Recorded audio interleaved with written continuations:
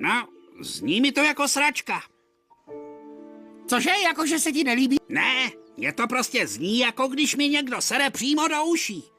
Poslechni si to pozorně. Chcem urobiť veľkú výzvu. Musíme všetci spoločne postaviť obrovskú hrádzu nezmyselným, progresívnym a liberálnym ideológiám, ktoré sa šíria ako rakovina. My sme hrdý národ. My sme už raz jednoducho takí.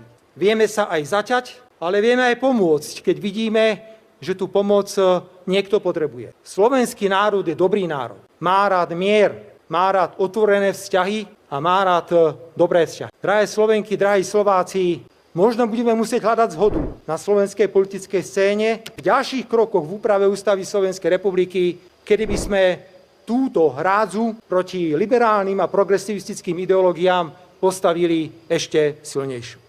Neslyšíš to sraní? Ne,